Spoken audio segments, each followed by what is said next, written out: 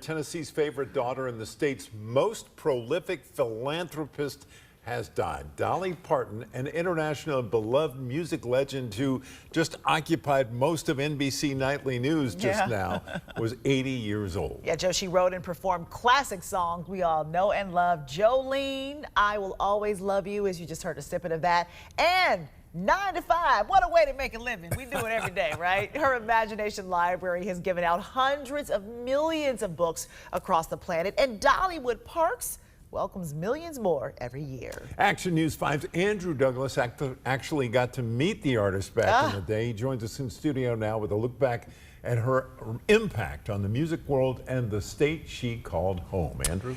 Well, Joe and Joy, Dolly Parton's life story is truly an American dream by every measure. She was born one of 12 children into what she called a dirt poor Tennessee family and became an international superstar, first with music, then with movies, then as a philanthropist and businesswoman. And even though she was born and raised in East Tennessee, she left quite a legacy here in Memphis in the Mid-South, as deep as the Mississippi River.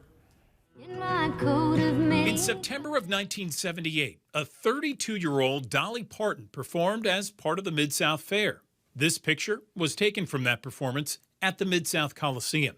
In May of 1990, she performed again in Memphis with Kenny Rogers at the Mid-South Coliseum. But the most legendary connection between Dolly Parton and Memphis centers on a song that almost was, but never came to be. 52 years ago, in 1974, Elvis Presley heard Dolly's newly released hit, I Will Always Love You. The King was so enamored with it, he prepared to record it, and Dolly was ecstatic.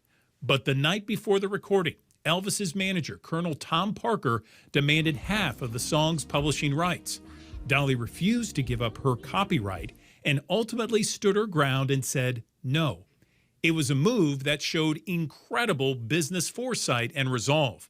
But maybe her most profound impact on Memphis and West Tennessee to this day is Dolly Parton's Imagination Library. Memphis's Porter Leith supported Imagination Library and became the Shelby County affiliate through its Books from Birth program. For more than 2 decades, it has placed free, high-quality, age-appropriate books directly into the hands of children from birth to age 5. Targeting early childhood literacy in Memphis and suburban Shelby County. They didn't understand that. And today at Graceland, the Icons exhibit showcases music legends influenced by Elvis. There's a Dolly Parton display celebrating her legacy and highlighting her famous quote, "If your actions create a legacy that inspires others to dream more, learn more, do more, and become more, you are a leader."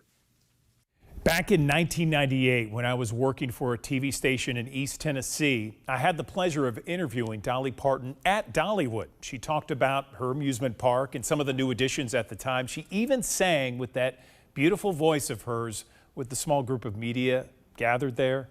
She was also so kind and gracious, just like Dolly Parton was.